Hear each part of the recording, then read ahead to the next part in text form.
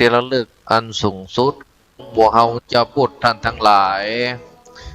ขอถวายความเคารพพระสงฆ์เถรานุเถระเจ้าคณะพระสังฆาธิการครูบาอาจารย์จุรูปจุดตนที่ฟังรายการอยู่ณช่วงเวลานี้ ขอเจริญสุขเจริญสีขอสวัสดีกับศรัทธาญาติโยมปอออกไม่ออกอีปออีแม่ผู้ฟังรายการทุกผู้ทุกท่านเนาะวันนี้ก็ขอกล่าวคำว่าสวัสดีปีใหม่กับศรัทธาญาติโยมปอออกไม่ออกอีปออีแม่ทั้งหลายวันนี้ก็ได้มาพบกันกับอาตมาพระอธิการณรงค์ชัยอัควโรเจ้าอาวาสวัดทุ่งทอง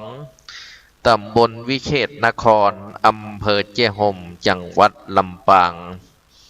กับรายการธรรมะยามเย็น FM 106.50 เมกะเฮิรตซ์นะ FM เพื่อการศึกษาวิไลสงฆ์นครลำปางของเฮาในวันพฤหัสบดีที่2เดือนมกราคม2568เนาะล่าสุดเฮาพบกันในปีแล้วเนาะสถาญาติโยมทั้งหลายนะเฮาพบกันในปีแล้วนะปีนี้เฮากำลังมาพบกันครั้งแรกเนาะ ปีนี้กำลังมาพบกันครั้งแรกเนาะก็ขอสวัสดีกับญาติโยมปออกไม่ออกเฮาทั้งหลายโดยในปี68เอาเกิดอาตมาเกิดปี28นะปีนี้เข้าปี68เนอะปี28เข้า28เข้าปี68 40ปีบัดนี้ล่ะนะ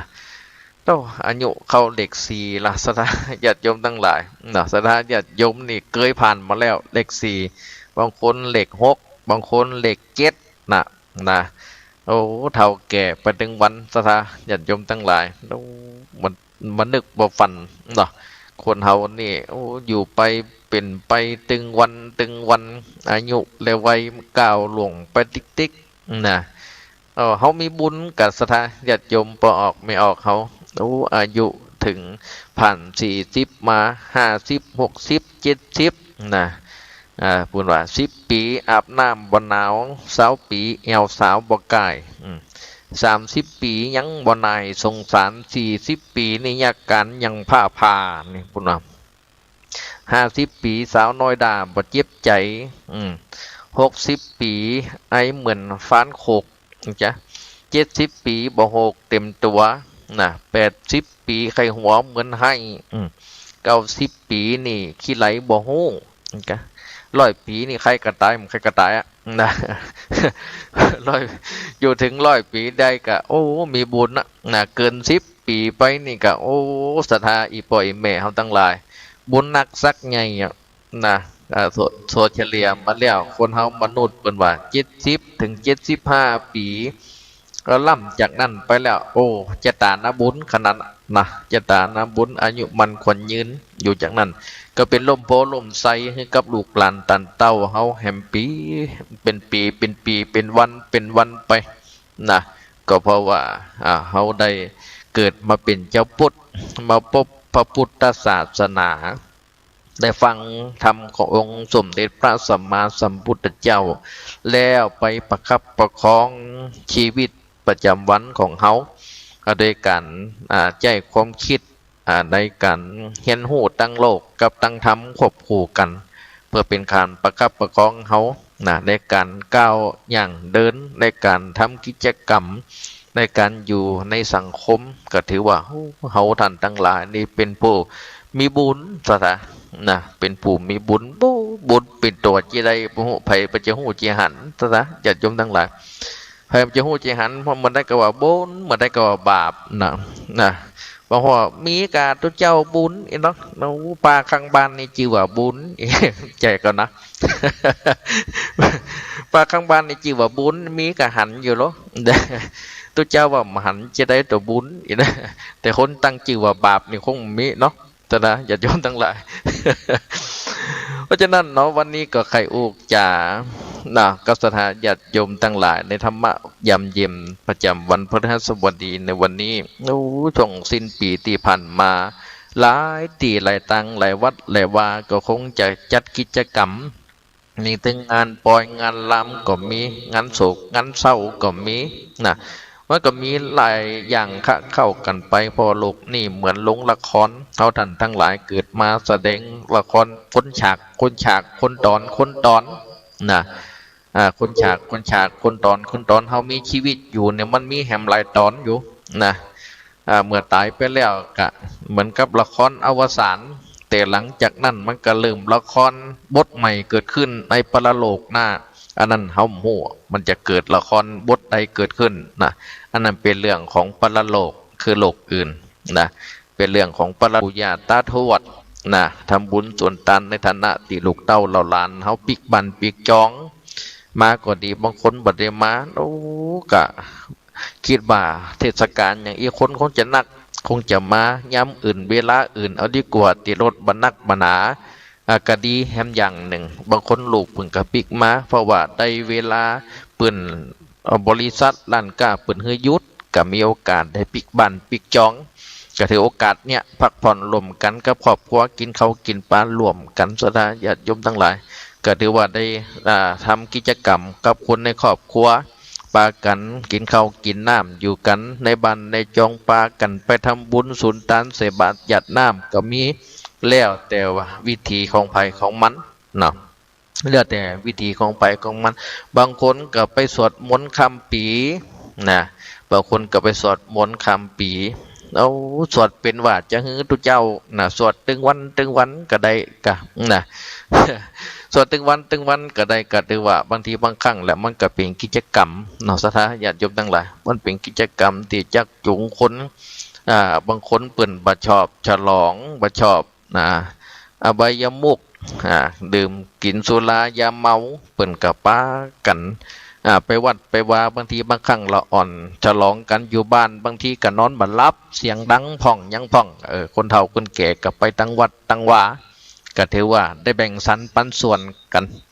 ได้แบ่งสรรปันส่วนกันของกันอยู่ร่วมกันกับบ้านกับจองกับสังคมบางทีก็ใจบดีบ่ม่วนเสียงดนตรีทึกๆทักๆนี่นะโอ้ปุ่นไปวัดปุ่นนะไปสวดมนต์ดีกว่านะอย่างวัดตรงตองของเขากระจัดสถานญาติโยมทั้งหลายกระจัดสวดอิติปิโส108จบนะพอดีเริ่มเจ้าไปน้อยเริ่ม3 ทุ่มนะก็จะถึง108จบได้ก็จะเวลาชั่วโมงป่ายน้อยนะ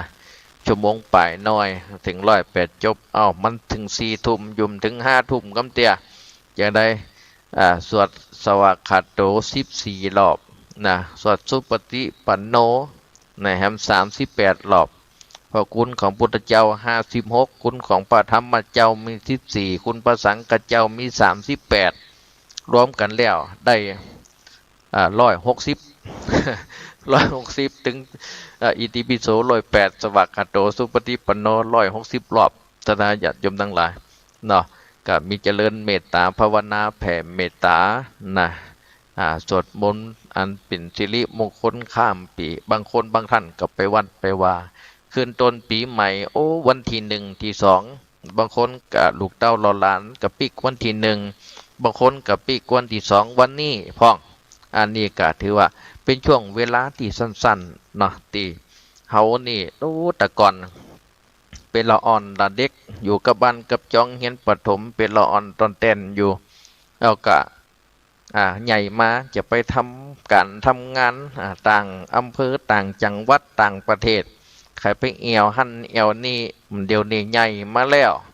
ได้ทำการทำงานบริษัทแม่จะปิกบ้านปิกจองยังมีเวลา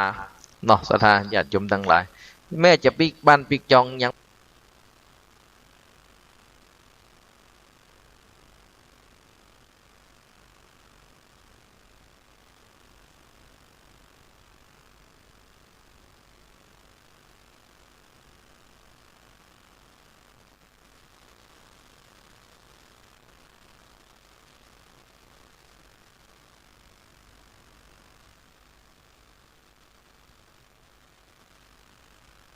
เมื่อขึ้นต้นปีใหม่แล้วเขาควรจะเนี่ยจะใดนะข้อคิดในวันนี้ก็คือก็เขาควรที่จะปรับปรุงตัวเองให้ดีขึ้นยิ่งกว่าเก่า ในวันขึ้นต้นปีใหม่เนาะอันนี้เป็นคำภาษาไทยเขาเนี่ยก็คือว่าเขาควรที่จะปรับปรุงตัวเองของเขาเนี่ยให้ดีขึ้นยิ่งกว่าเดิมนะปรับปรุงตัวเองเขาให้ดีขึ้นกว่าเดิมในช่วงวันเทศกาลปีใหม่เปลี่ยนศักราชใหม่บางคนบางท่านอยู่มาโอ้นะยังบ่ได้ขึ้นลำต่างสร้างบางคนก็เป็นนะเอวอะล่องป่องแป่งไปเป็นวันบางคนย่ำมีหยังเป็นอนเป็นเห็นกำเตี่ย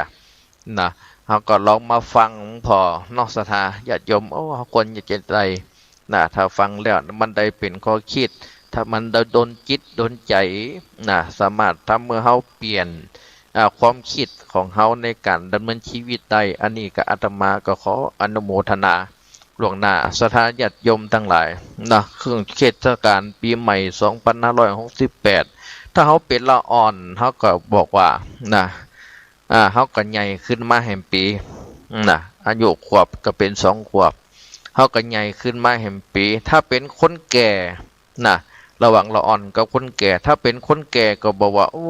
เดี๋ยวนี้เขาจะต้องแก่แห่งปีนะเขาจะต้องแก่ขึ้นแห่งปีนะถ้าเป็นวัยกำลังทำงานก็ว่าเขากำลังจะพาทำการทำงานงานแต่หน้าที่เขาก็จะก้าวหน้าไปแห่งปีหนึ่งเขาก็จะทำงานตีหันตีนี้ได้2 ปี 3 ปี 4 ปีก็ว่าไปนะบางทีบางครั้งเขาก็ยังบ่สามารถที่ฮู้ได้ว่าเขามีการเปลี่ยนแปลงอันหยังพ่องนะเขามีการเปลี่ยนแปลงอันหยังพ่องในชีวิตตัวเก่าเขาบางคนก็เปลี่ยนแปลงไปในทางที่ดีบางคนก็ตกต่ำไปติ๊กๆอย่างเงี้ยศรัทธาญาติโยมทั้งหลายเพราะฉะนั้นแล้วการที่เขาอยู่มาจนถึงอายุปูนนี่พศนี่นะเขาก็แก่ขึ้นเหมือนกันบ่ว่าเพศไหนวัยใดเขาก็แก่ขึ้นเหมือนกันเมื่อแก่ขึ้นเหมือนกันเนี่ยแต่ว่าคุณค่าของคนเขามันเหมือนกันคุณค่าของคนเขามันเหมือนกันเนอะอีพ่ออีแม่ทั้งหลายแต่เรามองว่าวันขึ้นปีใหม่ในที่เขาหันเนี่ยคือว่าปี2568เกิดขึ้นต้นปีใหม่พระพุทธศาสนาก็มองว่าถ้าเป็นละอ่อนเป็นคนใหญ่รวมทั้งคนเฒ่าเนี่ยทุกคนล้วนก้าวสู่ความตายเหมือนกันทั้งนั้นนะเพราะฉะนั้นพระพุทธเจ้าได้สอนอัครสาวกว่าเพื่อมันพิจารณาถึงความตายอยู่ตลอดเวลานะเพราะว่าคนเฮาทุกคนหลีกพ้นบ่ได้ดังนั้นแล้วนอสถาเฮาลองอุปมาอุปไมยคนเฮาอยู่ถึงวันนี้เมื่อแก่เฒ่ามาแล้วเพราะว่าอายุเหลือไว้มันอยู่ที่ปีเว้นเดือนวันยามเขาก็อาจจะแบ่งได้2 ประเภทนะเขาจะอาจจะแบ่งได้2 ประเภทประเภทที่1ก็คือว่าแก่แดดแก่ลมเนี่ยเป็นว่า ประเภทที่1แก่แดดแก่ลมประเภทที่2แก่บุญแก่ปารมีศรัทธาญาติโยมทั้งหลายแก่แดดแก่ลมนี่ก็คือว่าเขาเปรียบเทียบบุคคลเขาว่าผู้ที่ปล่อยวันเวลาคือมันผ่านไปเป็นวันเป็นเดือนเป็นปีนะคนที่ปล่อยวันเวลาผ่านไปเป็นวันเป็นเดือนเป็นปีแต่ก็บ่ได้ยะอย่างสักอย่างนะบ่ได้ยะอย่างสักอย่างจังกะกินจังกะเอวจังกะนอนจังกะขอเงินป่อเงินแปนะบ่ทำการทำงานเป็นลักเป็นเห็นนะบ่มีรักมีแหล่งอันนี้ก็คือว่าแก่แดดแก่ลมศรัทธาญาติโยมทั้งหลายคือคนที่ใจชีวิตไปเป็นวันๆเนาะคนที่ใจชีวิตไปเป็นวันๆเนี่ยว่าแก่แดดแก่ลมนะคนที่แก่ประเภทที่2ก็คือแก่บุญแก่ปารมีแก่บุญแก่ปารมีนี่ท่านทั้งหลายนะการที่เฮาฮู้ว่านะห้ามวันห้ามเวลามันห้ามบ่ได้เพิ่นว่าห้ามวันนี้นะคือมันอยู่ตึกวันนี้ก็บ่ได้มันต้องผ่านจากเจ้าตอนแลงคืนนะข้ามวันข้ามคืนไปเป็นวันใหม่วันตั้งหน้าเฮาก็ฮู้อยู่ว่าเฮาห้ามวันห้ามเวลาบ่ได้แต่สิ่งที่เฮาห้ามได้ก็คือว่าเฮาห้ามความชั่วนะสิ่งที่เขาห้ามได้ก็คือว่าห้ามความชั่วสิ่งบดีทั้งหลายนี่มนุษย์คนเราสามารถที่จะห้ามได้เหมือนกันหมดอยู่ที่จะทำหรือบ่ทำต่ออันนะ อยู่ที่จะทำหรือบ่ทำจันเพราะฉะนั้นแล้วตลอดปีที่ผ่านมาปี2567เนี่ยเขาอาจจะทำผิดทำพลาดนะทำความชั่วพ่องความดีพ่องอันยังต่างๆที่มันเกิดขึ้นสถาญาติโยมทั้งหลายเช่นว่าเขาไปคิดบ่ดีบ่งามกับคนอื่นโดยที่เขาพยายามมาห้ามจิตห้ามใจแล้วแต่มันก็เนี่ยบ่ได้ไปอูจาคือมันสะเทือนจิตสะเทือนใจออกจากปากโดยที่บางครั้งเผลอพลาดห้ามปั๊มบ่ได้ก็มีเบรกตัวเก่าบ่ได้ก็กับคนอื่นโดยที่เขาพยายามมาห้ามจิตห้ามใจแล้วแต่มันก็เนี่ยบ่ได้ไปอูจาคือมันสะเทือนจิตสะเทือนใจออกจากปากโดยที่บางครั้งเผลอพลาดห้ามปั๊มบ่ได้ก็มีเบรกตัวเก่าบ่ได้ก็ฉะนั้นแล้วเมื่อมันปีใหม่ขึ้นมาแล้วในฐานะที่เขาเป็นคนแก่ขึ้นมาปีเขาก็คนแก่บุญแก่ไปอูจาคือมันสะเทือนจิตสะเทือนใจออกจากปากโดยที่บางครั้งเผลอพลาดห้ามปั๊มบ่ได้ก็มีเบรกตัวเก่าบ่ได้ก็ฉะนั้นแล้วเมื่อมันปีใหม่ขึ้นมาแล้วในฐานะที่เขาเป็นคนแก่ขึ้นมาปีเขาก็คนแก่บุญแก่ปฏิธรรมจัญญาอยู่ในหลักศีลธรรมจัญญามันทำบุญสุนตันใส่บาตรหยัดน้ำฟังเทศน์ฟังธรรมเจือเหลือเอานุเคราะห์สงเคราะห์เปิ่นบ้านลันจองเปิ่นมีการมีงานเขาก็เจือเหลือกันเพราะฉะนั้นแล้วแก่บุญแก่บารมีก็คือว่ามันสั่งสมไปเรื่อยๆตั้งแต่เก้าที่เฮาหูจักความกระทำดีใดจนถึงปัจจุบันนี้และก็เฮาก็ต้องทำต่อไปอย่างสม่ำเสมอสืบไปตั้งหน้าอันนี้เรียกว่าทำให้มันสม่ำเสมอทำให้มันสม่ำเสมอคือสมานะตัตตาคือสมานะตัตตาเพราะฉะนั้นแล้วอดีตและอนาคตของมนุษย์คนเฮานี่มีประโยชน์ต่างกันอดีตและอนาคตมีประโยชน์ต่างกันบางคนนี่นึกถึงอดีตมีความสุขอกสุขใจโดยเฉพาะคนเฒ่าคนนี้ผ่านประสบการณ์มาหนักบางคนนึกถึงอดีตโอ้เศร้าอกเศร้าใจว่ากูผ่านมาได้จะได้จนถึงทุกวันนี่แต่ก่อนยังเป็นดีบางคนเป็นดีย้ำเท่าหรอบางคนเป็นดีย้ำเท่ามันอยู่จุดนี้ได้จะได้เฮาผ่านมันจะได้องค์สมเด็จพระสัมมาสัมพุทธเจ้าสอนนึกหมู่เฮาท่านทั้งหลายเจ้าพูดนี่ว่าเฮาท่านทั้งหลายควรบ่ประมาทควรบ่ประมาทในการดำเนินชีวิตควรบ่ประมาทในการดำเนินชีวิตโดยมีข้อคิดอยู่สองข้อว่าสองบทความเนี่ยให้ท่านทั้งหลายได้ฟังได้พิจารณาพอบทแรกก็คือเกี่ยวกับการอยู่กับปัจจุบันบทที่สองก็คือว่าเกี่ยวกับอดีตที่ล่วงผ่านไปเพราะฉะนั้นแล้วเฮามีปัจจุบันนี่เฮามีอดีตที่ก้าวล่วงไปแล้วคือปีเก่าและเฮาจะต้องก้าวสู่วันใหม่คือวันต่อไปตั้งหน้านั่นคืออนาคตนั่นคือสิ่งที่เฮายังมองบ่ทันแต่วันนี้ก็สองบทนี่ก่อนบทเกี่ยวกับปัจจุบันขณะและอดีตที่ล่วงผ่านไปบทแรกคือใจสำหรับเตือนคนที่ว่าแก่เด็ดแก่ล้มนี่นะคือคนที่ค่อนข้างที่ขี้ข้านพัดวันประกันพุ่งป่องคือได้หมั่นถามตัวเองอยู่ตลอดเวลาทุกวันทุกคืนว่าขณะเนี้ยวันคืนล่วงไปเฮาเนี่ยหยังอยู่เนี่ยอันนี้คือบทที่หนึ่งก็คือว่าเฮือได้มันถามตัวเก่าเฮาสำหรับคนที่อยู่บ่ได้นะคนที่ประมันกันบ่มันงานบ่ฮู้จักเริ่มต้นชีวิตใหม่สักเตี่ยบ่ฮู้จักขยันหมั่นเพียรเสาะมาหาละหากินมาเลี้ยงจุนเจียตัวเก่าแล้วคนในครอบครัวเนี่ยเฮือได้มันถามตัวเก่าอยู่ตลอดเวลาว่าวันคืนล่วงไปเฮากำลังเนี่ยหยังอยู่เฮาก็ลองมาถามตัวเก่าว่าเขาได้ฟังเขาคิดนี่นะบางคนนี่ตีเปิ่นทำดีแล้วเขากำว่ากันตีเปิ่นเริ่มต้นชีวิตใหม่แล้วได้แล้วเขากำว่ากันแต่ว่าในเขาคิดนี่ก็คือสำหรับคนที่ยังบ่ได้กึศที่จะทำอย่างเตี่ยบางคนก็อายุ20ปลาย30ปลาย บางคนอายุ20ปลาย30ปลายนี่โอ้ได้สร้างเนื้อสร้างตัวได้บางคนมีบ้านมีจองมีรถได้ละเนี่ยคือนี่คืออะไรวัย20ปลาย30ปลายจนถึง40นี่ก็คือหลังจากจบการศึกษามาเป็นใบที่พ่อมมีครอบครัวสร้างฐานะของตัวบางคนก็ยังเป็นละอ่อนอยู่เต้าตรงทุกวันนี่นะบางคนก็ยังเป็นละอ่อนเต้าตรงทุกวันนี้ย่ำกึดเจ๊อย่างเตี่ยอันนี้พระอาจารย์ได้ฟังข้อความนี่ก็ว่าวันคืนล่วงไปบัดนี้เราทำอะไรอยู่คือมันถามตัวเก่าเฮาตลอดเวลาคือมันถามอย่างนี้พอถามอย่างนี้แล้วเฮาจะพอที่จะถ้ามันหูจักถามตัวเก่าอย่างนี้แสดงว่าเฮาหูจักเริ่มที่จะคิด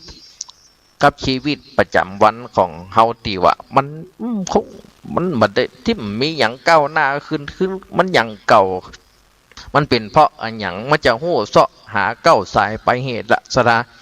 มันจะหู้เสาะหาเก้าสายไปเหตุว่าโอ้ที่เฮาเป็นอยู่ทุกวันนี่เฮาเป็นแต่เฮาขี้ข้านจะเฮาบ่มันจะเฮามักเล่นอยู่มักเอวมักม่วนอยู่จ้ะนะมันก็จะหู้จักถามตัวเก่าละนะพอมันหูจักถามตัวเก่าที่นี่ว่า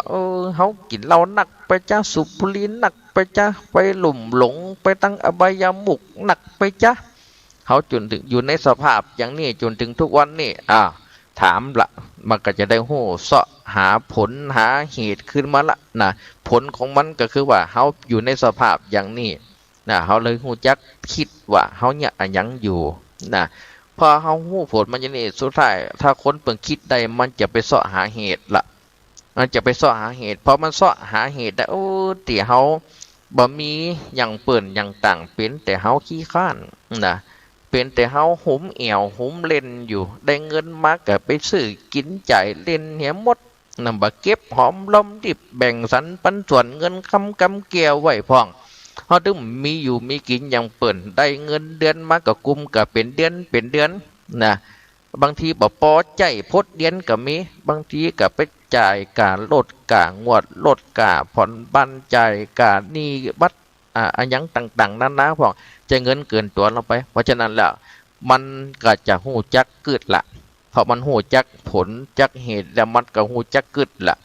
นะมันก็จะเริ่มต้นใหม่เพราะฉะนั้นปีใหม่นี่สถาเฮาก็หู้จักที่จะพิจารณาสำหรับคนที่ยังบ่ได้เริ่มต้นชีวิตใหม่ก็ถามตัวเก่าเพราะว่าเฮากำลังเนี่ยอันยังอยู่นะเฮากำลังเนี่ยอันยังอยู่ถ้าสิ่งที่เฮาเนี่ยมันดีกับเฮาหรือยังดีกับคนในครอบครัวรอบข้างเฮาพอหรือยังนะถ้ามันยังบ่พอเตี่ยมันยังวิตยังขาดอยู่เฮาจะได้คือมันพออยู่พอมีพอกินพอเพียงพอเก็บพอใจไปถึงอนาคตตั้งหน้าจนถึงลูกถึงหลานเฮาได้สร้างฐานะครอบครัวเฮาได้อันนี้แหละเฮาก็จะได้มีปัญญาขึ้นมานะมีปัญญาขึ้นมาเพราะฉะนั้นเมื่อมันมีปัญญาขึ้นมาก็จะมีกำลังใจนะโดยเฉพาะคนรอบข้างคือคนในครอบครัวก็จะช่วยส่งเสริมสนับสนุนนะเป็นแห่งกายแห่งใจไปเป็นอย่างนะมันปีเก่าผ่านไปเฮาปีใหม่เฮาปากันเริ่มต้นแห่งใหม่เนาะนะก็คือกำลังใจกันบางทีมันผิดมันพลาดไปคนมันพลาดแล้วจะไปไขซ้ำกันโดยเฉพาะคนเป็นกู่กีมกันนะคือกำลังใจกันแล้วมันก็จะได้ผลลัพธ์ดีๆกลับคืนมาถ้าเฮาตั้งหน้าตั้งตาทำคุณงามความดีศรัทธาญาติโยมทั้งหลายนะเพราะฉะนั้นบทที่สองเป็นตะกี้อู้ถึงเรื่องปัจจุบันนะบทที่สองเขาก็จะอู้ถึงเรื่องอะไรอย่างอู้ถึงเรื่องอดีตที่ผ่านไปนะอดีตที่ผ่านไปคือตั้งแต่เขาเกิดมาจนถึงปศ67ที่ผ่านไปเนี่ยเขาก็อู้ถึงอดีตที่ผ่านไปว่าสิ่งที่แล้วก็แล้วไปเรียกกลับคืนมาไม่ได้นะเพราะฉะนั้นบทที่สองนี่นะว่าสิ่งที่แล้วก็แล้วไปเรียกกลับคืนมาไม่ได้สิ่งที่ยังไม่ถึงก็ไม่แน่ว่ามันจะมานะสิ่งที่ยังมาไม่ถึงก็ไม่แน่ว่ามันจะมาเพราะฉะนั้นผู้ที่ไม่ประมาทสมควรที่จะทำปัจจุบันให้ดีที่สุดนะเขาได้ฟังบาทที่สองนี้แล้วสิ่งที่แล้วไปแล้วก็คือมันแล้วไปนะ เรียกกลับคืนมาบ่ได้นะสิ่งที่ยังบ่มาถึงคือเรื่องของอนาคตมันก็บ่แน่ว่ามันจะมาอย่างที่เฮาได้คิดนึกไว้เพราะฉะนั้นถ้าเฮาท่านทั้งหลายเป็นผู้ดำรงตนอยู่ในความบ่ประมาทนี่นะเฮาจะทำปัจจุบันขณะนี่ให้มันดีที่สุดนะเฮาจะทำปัจจุบันขณะนี่ให้ดีที่สุดสิ่งที่แล้วไปแล้วให้มันแล้วกันไปบางคนได้กระทบกระทั่งพิษเถียงกันกับปีกับน้องกับลูกเต้าเหล่าหลานพิษลูกไปพิษกับแม่ผัวพ่องนะพิษกันไปพิษกันมาพิษกับคนบันเหนือบันใต้นะพิษทุกหัวละแห่งหนพิษกันไปพิษกันมาอย่างเงี้ยสถานอย่าจุดต่างๆเพราะฉะนั้นสิ่งที่มันบอกนี่ก็แล้วก็คือมันแล้วกันไปนะมันเรียกกลับคืนมาอย่างเก่ามันแล้วจะได้ตัวเจ้าเนาะ จะให้มันเลี้ยวจะได้ต้มใจสะน้อยด้วยความรู้สึกอีแม่นี่นะมันอย่างกับแก้วนั่นมันแตกไปแล้วมันตึงไปต่อให้มันดีอย่างเก่าตึมได้นี่นะแต่บางคนนั่นนะกะอนาคตกรรมกันลำไปเหรอนะพอเวลาคนเฮามันใหญ่มาแล้วมันจะหูจังกึดสตาปุ่นว่าโอ้ถอยทานหวันจ้อนเนี่ยมันตึงตบต่อยกันจริงต้องนะพี่น้องพิษกันเหมือนผ้าพันน้ำย่อมถือมันตือเว้นเนอะเปิ้นว่าเปื้อเปลือกนั่นมันจังป้าเป็นเอาน้ำใส่เย็นสวยออกจริงเสียงนะพี่น้องพิษกันก็เหมือนผ้าขี้เมียงเนี่ยสถาญาติโยมทั้งหลายถึงว่าเฮาคัดเฮาสีแล้วอย่างได้มันก็ตึงเกิดขึ้นมีมาแห่งใหม่นะคนเฮามนุษย์อยู่ในกันนาจิตตังนะนาจิตตังสถาใส่เย็นสวยออกจริงเสียงนะพี่น้องพิษกันก็เหมือนผ้าขี้เมียงเนี่ยสถาญาติโยมทั้งหลายถึงว่าเฮาคัดเฮาสีแล้วอย่างได้มันก็ตึงเกิดขึ้นมีมาแห่งใหม่นะคนเฮามนุษย์อยู่ในกันนาจิตตังนะนาจิตตังสถาญาติเพราะฉะนั้นแหละเฮาก็มาอยู่กับปัจจุบันถามว่าเฮาเนี่ยสถาญาติโยมทั้งหลายถึงว่าเฮาคัดเฮาสีแล้วอย่างได้มันก็ตึงเกิดขึ้นมีมาแห่งใหม่นะคนเฮามนุษย์อยู่ในกันนาจิตตัง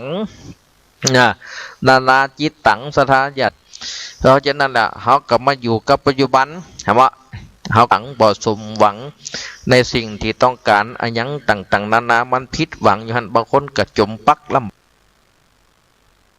นะคนเฮามนุษย์อยู่ในกันนาจิตตังนาจิตตังสถาญาติ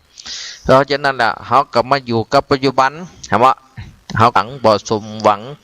ในสิ่งที่ต้องการอันยังต่างๆนานามันผิดหวังอยู่หั่นบางคนก็จมปักลำจำอยู่หั่นบางทีมันมืดแต่สระ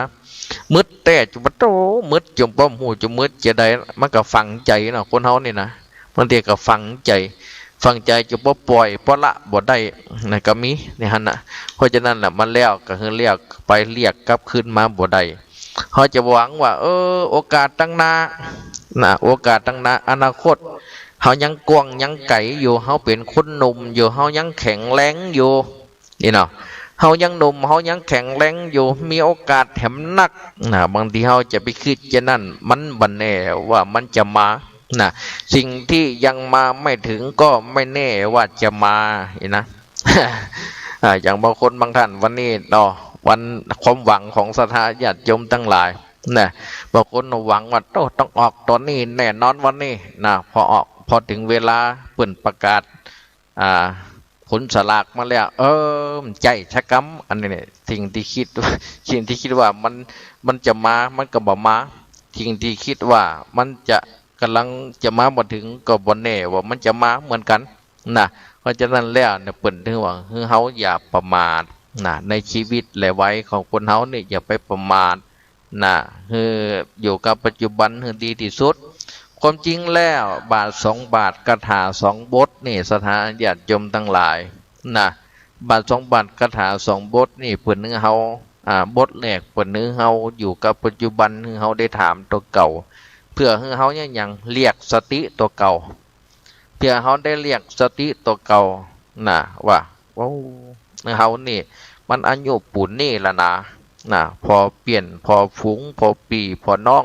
นะดุนลาวเขาเดียวกันเปิ่นไปไกลรถนะถ้าคิดได้จะนี่แสดงว่าเรียกสติตัวเก่าได้ละเริ่มที่จะดึงสติตัวเก่ากลับขึ้นมาละนะ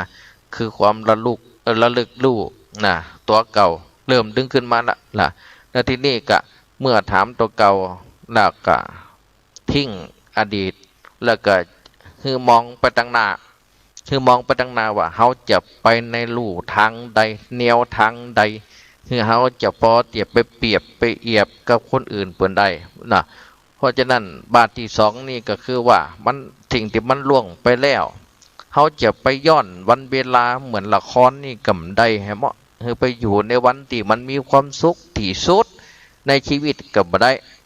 นะวะนะปัจจุบันเนี่ยเขามาอยู่จนถึงนี่จะสุขจะทุกข์กะมันก็เป็นปัจจุบันที่เขายังหับอยู่นะเพราะฉะนั้นความจริงแล้วพระองค์สมเด็จพระสัมมาสัมพุทธเจ้าของเขานะอ่าบ่ได้เปิ้นก็บ่ได้ถึงกับทรงห้ามบ่ให้นึกถึงอดีตเปิ้นก็บ่ได้ห้ามให้วาดฝันนึกถึงอนาคตเปิ้นก็บ่ได้ห้ามเพราะทั้งอดีตและอนาคตนั่นสถาอีพ่ออีแม่ผู้ฟังท่านทั้งหลายล้วนแต่มีประโยชน์กับคนเฮาทั้งนั้นนะอดีตคือสิ่งที่เป็นประสบการณ์ที่ผ่านมาของชีวิตคนเฮาอนาคตเพิ่นก็นึกถึงได้ว่าเฮาควรที่จะทำจะได้และเฮาจะต้องเดินไปถึงสิ่งที่เฮาจะต้องการดันได้จะได้ในอนาคตเพิ่นนึกถึงได้อยู่แต่บางทีบางครั้งมันก็ถูกกรรมมันตัดล้อมฉลบออกนอกลู่นอกทางพ่องถูกกิเลสจักจุงไปพ่องนะเพราะฉะนั้นแล้วนะทั้งอดีตและอนาคตนั้นล้วนแต่มีประโยชน์กับตัวคนเฮาทั้งนั้นนะอดีตเป็นบทเรียนอนาคตคือสิ่งที่เฮาจะต้องสร้างจะต้องทำต่อไปนะเพราะฉะนั้นในอดีตในเรื่องของอดีตนั่นพระองค์ก็ทรงสอนว่าทำให้เฮาท่านทั้งหลายได้ดูเป็นตัวอย่างนะขนาดองค์สมเด็จพระสัมมาสัมพุทธเจ้าเป็นผู้หู้ระลึกชาติได้เป็นผู้หู้ระลึกชาติได้ประโยชน์ขององค์สมเด็จพระสัมมาสัมพุทธเจ้าที่หู้ระลึกชาติได้ก็คือหู้ถึงเรื่องของอดีตหู้ถึงเรื่องอดีตแล้วก็เอาอดีตการขององค์สมเด็จพระสัมมาสัมพุทธเจ้าและของคนอื่นนั่นมาแสดงให้กับคนอื่นได้ฟังได้เปรียบเทียบในข้ออัดข้อธรรมการสั่งสอนอัครสาวกสาธุชนทั้งหลายโดยยกเอาเรื่องอดีตชาติมาเปรียบเทียบว่าคนนี้เคยทำกรรมอย่างมาก่อนได้รับวิบากกรรมอย่างใดถึงเป็นคนในภาวะปัจจุบันจัดนี่ถึงได้มีวิบากกรรมอย่างนี้เป็นต้นเนี่ยเพราะฉะนั้นเรื่องอดีตก็ถือว่ามีประโยชน์นะสถาญาติโยมทั้งหลายยกตัวอย่างเรื่องขององค์สมเด็จพระสัมมาสัมพุทธเจ้าเนี่ยบุเพนิวาสานุสติในญาณนะรู้ระลึกชาติได้เนี่ยรู้ใจคนอื่นได้การรู้ระลึกชาติได้เนี่ยเป็นประโยชน์ถึงบอกว่าอนาคตก็มีประโยชน์ปัจจุบันอดีตก็มีประโยชน์โดยตัวอย่างขององค์สมเด็จพระสัมมาสัมพุทธเจ้าที่นึกถึงอดีตชาติได้ก็คือนึกถึงอดีตที่ผ่านไปนำอดีตเหล่านั้นมาเล่ามาแสดงธรรมแก่อัครสาวกและก็สาธุชนผู้มาฟังธรรมได้มาเป็นข้อคิดนะกลับไปมาเป็นข้อคิดเพื่อนนำมาเป็นครูสอนตัวเก่าตัวเฮาทางด้านนึกถึงอดีตก็เพื่อมาเป็นครูสอนตัวเก่าว่าถ้ามันผิดพลาดอย่างอดีตที่ผ่านมาเขาจะไปแย่แฮมเขาจะไปแย่แฮมว่าเพราะฉะนั้นต่อไปตั้งหน้าเขานึกถึงอดีตแล้วเขาจะต้องอยู่ไปตั้งหน้าเพื่อหยังเพื่อเขาจะต้องมาปรับปรุงแก้ไขตัวเก่าเขาดีที่กว่าเก่า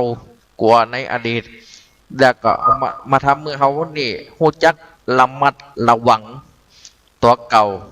ว่าจะต้องทำอย่างนั้นอย่างนี้มันจะผิดกามันจะพลาดไปอย่างเก่าอย่างหลังอย่างเดิมกาอย่างเนี้ยมันก็ทำเมื่อเขาได้ระมัดระวังตัว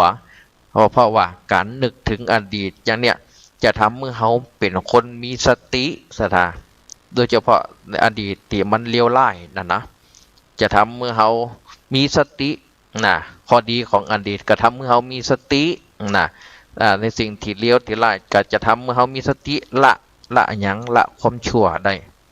ละความชั่วและก็กลับมาทำแต่คุณงามความดี ทำจิตใจของตัวเก่าให้ผ่องใสดียิ่งยืนขึ้นไปเพราะฉะนั้นเมื่อเฮาท่านทั้งหลายได้พิจารณาถึงอดีตแล้วบางทีบางครั้งเฮาก็โป๊บถึงเรื่องของการบกพร่องในชีวิตก็ให้เฮาท่านทั้งหลายนึกถึงอดีตเนี่ยถ้ามันบกพร่องอย่างนั้นแต่ก็ขอให้เฮารีบตั้งสติเพื่อนำมาแก้ไขในปัจจุบันนี้นะ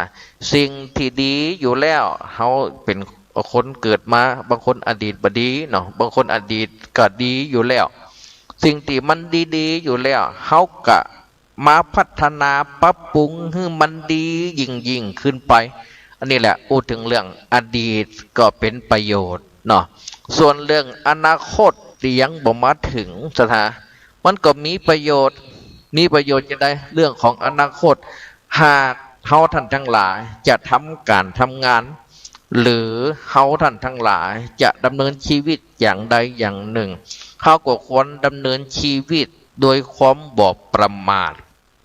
นะเพราะฉะนั้นความประมาทถึงว่าเป็นหนทางแห่งความตายประมาทโทมัจจุโนปะถังนี่นะความประมาทเป็นหนทางแห่งความตายเพราะฉะนั้นเรื่องของอนาคตนี่เรื่องของความประมาทล้วนๆอนาคตที่มาถึงนี่นะเป็นเรื่องของความประมาทล้วนๆถ้าเขาดำรงตนอยู่ในความประมาทแล้วอนาคตนี่บางทีบางครั้งไปบ่ถึงจุดหมายนะเพราะฉะนั้นแล้วเขาต้องหูจักดำเนินชีวิตอย่างผู้ไม่ประมาทอันนี้อูถึงเรื่องอนาคตจำเป็นอย่างยิ่งสถาญาติโยมอีปอเอเมจะต้องมีการวางแผนมนุษย์คนเฮาเนี่ยนะจะต้องมีการวางแผนอนาคตวางแผนอย่างไรอย่างมีสติคือหู้อยู่ตลอดเวลาเรื่องของอนาคตนี่จะต้องเป็นเรื่องของการวางแผนอย่างมีสติแล้วก็กำหนดทิศทางชีวิตให้ดีมีสติแล้วก็กำหนดทิศทางชีวิตให้ดีแล้วก็ประคับประคองทิศทางชีวิตของตัวเก่าไปถึงอนาคตที่วาดหวังไว้แต่บางทีบางครั้งเนี่ยจะไปวาดไปคิดไปนึกเหมือนชีวิตนึกเฟ้อฝันเกินไปจนบางทีบางครั้งจนขั้นฟุ้งซ่านก็บดีซะละอย่าโยมทั้งหลายบางทีมันเป็นสิ่งที่ยังมาถึงเตี่ยเขาจะไปคิดว่ามันจะฮือมันถึงมันผูกวันฮือนี่ก็เป็นไปไม่ได้ถ้าคิดอย่างนั้นมากเกินไปมันก็ฟุ้งซ่านพอมันฟุ้งซ่านนี่ก็กลายเป็นคนผีบ้าผีวอก็มีซะนะเนาะกลายเป็นบ้าเป็นวอเป็นเฮียก็มีเพราะฉะนั้นแล้วเมื่อเขาจะวาดหวังอนาคตของเขาเนี่ยเขาก็ต้องจำเป็นต้องมีสติควบคู่พอมันมีสติควบคู่แล้วเขาก็ต้องดำเนินทิศทางชีวิตของเขาให้ดีเมื่อดำเนินชีวิตของเขาให้ดีแล้วเนี่ยสถาญาติโยมทั้งหลายก็เรียกว่าเป็นการสร้างอนาคตโดยตัวเขาเองโดยการเดินทางไปถึงอนาคตที่เขาวาดหวังไว้โดยเขามีสติควบคุมตัวเก่าอยู่และก็ต้องทำโดยความบ่ประมาทเลินเล่อเขาจะไปถึงอนาคตใดเพราะฉะนั้นเรื่องของอนาคตก็ถือว่ามีประโยชน์จริงที่มีประโยชน์สูงสุดที่เขาจะไปถึงอนาคตใดก็เพราะว่าอดีตและมาถึงปัจจุบันมันจะถึงไปอนาคตใด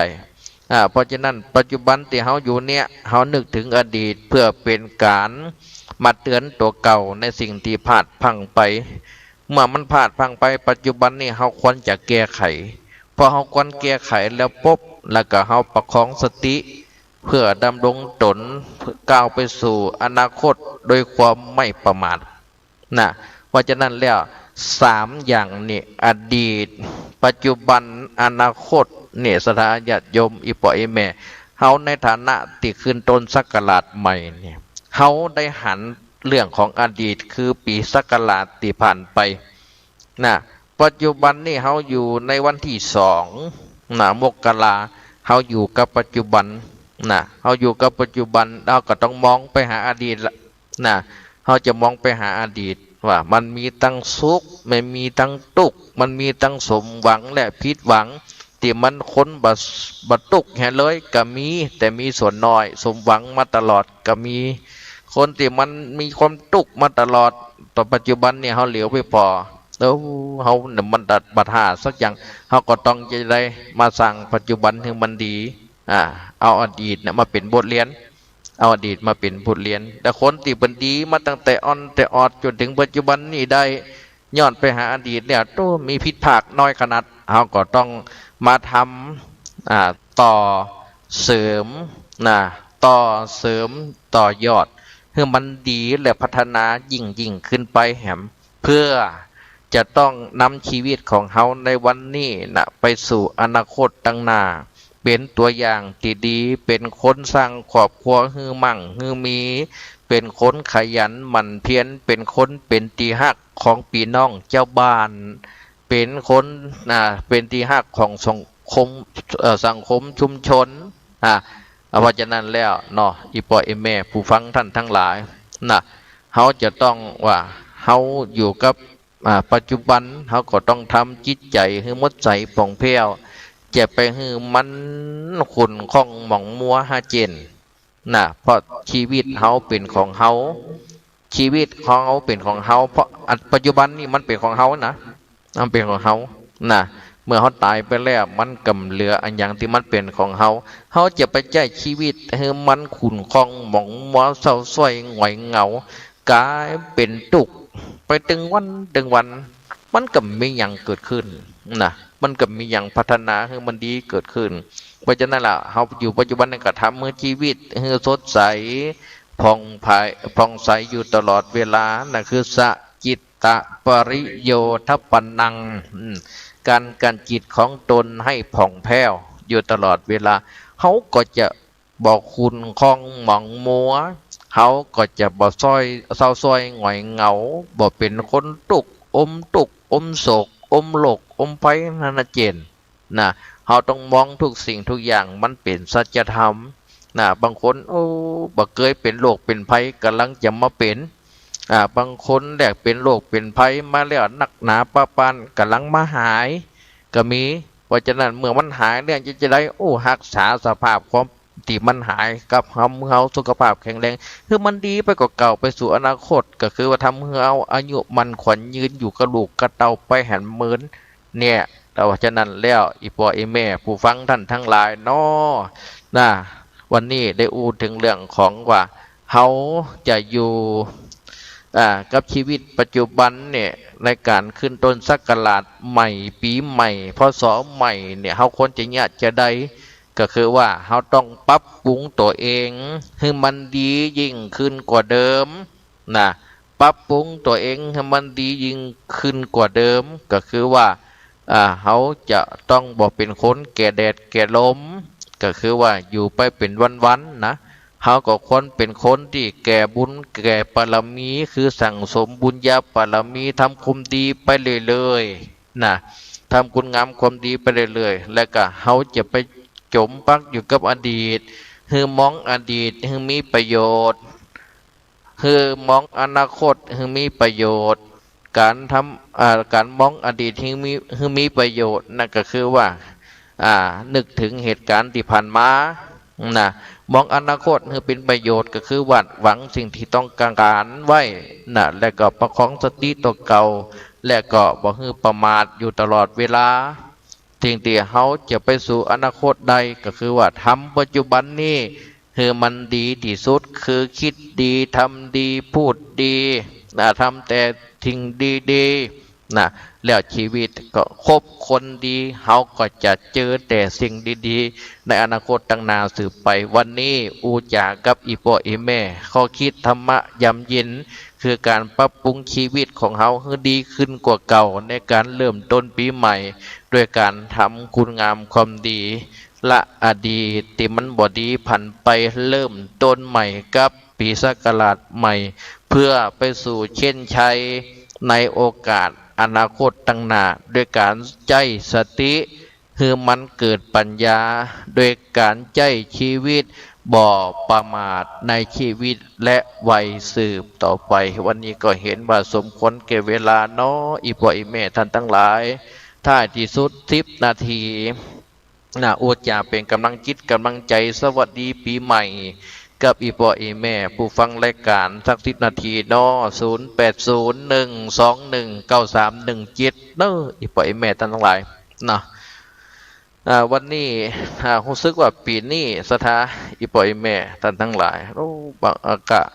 บ่ค่อยมีการ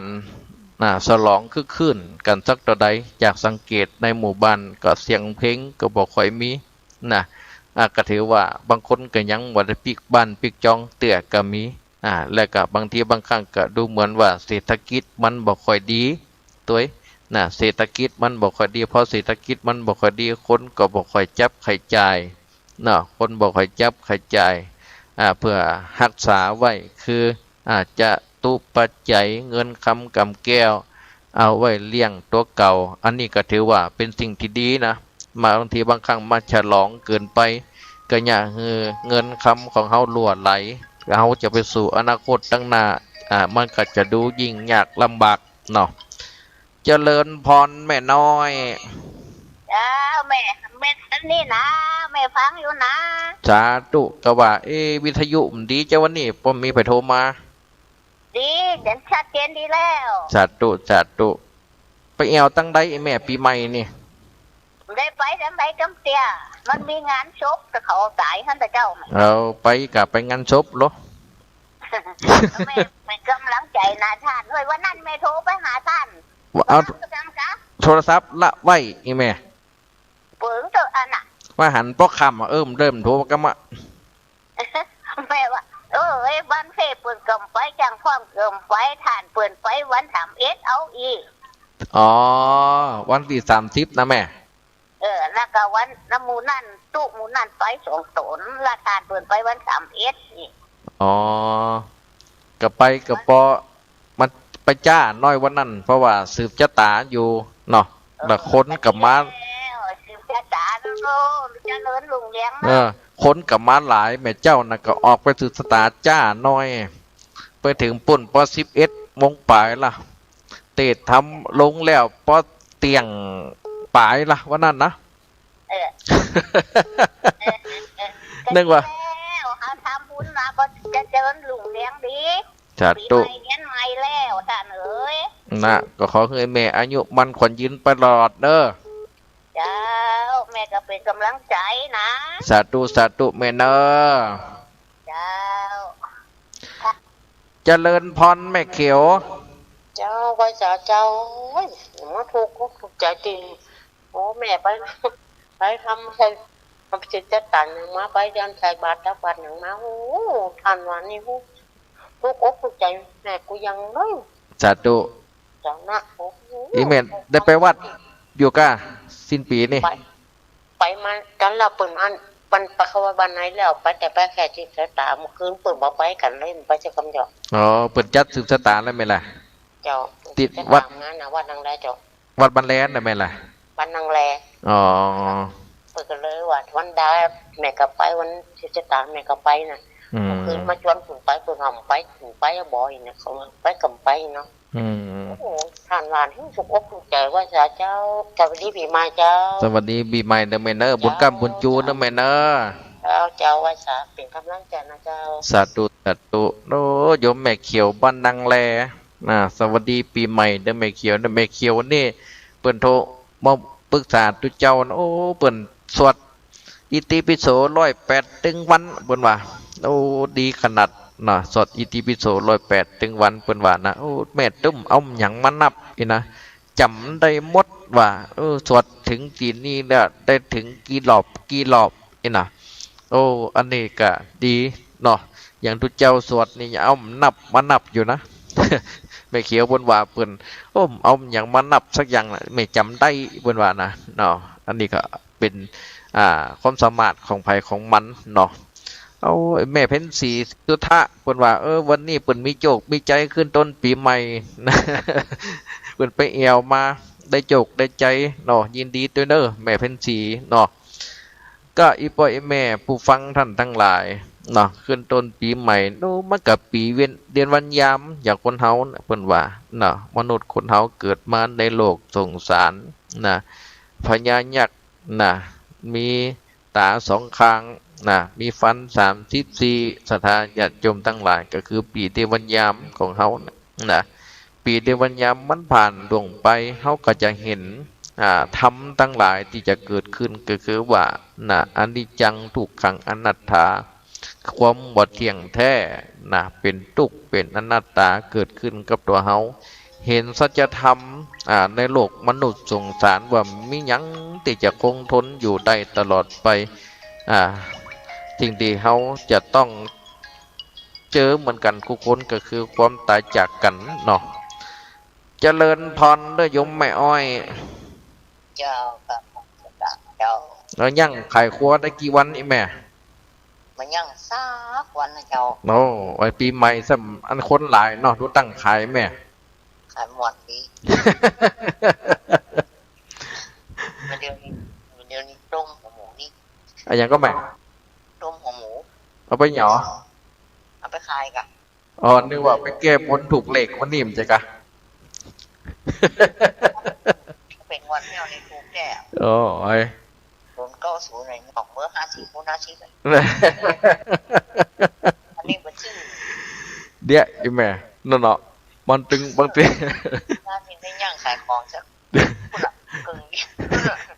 อันลูกค้าก็หายหมดกับอันมาหายเปิดเนื้อเขาขยันมันเพี้ยนอ่ะมันปุ่นเพื่อถูกนั่นนะ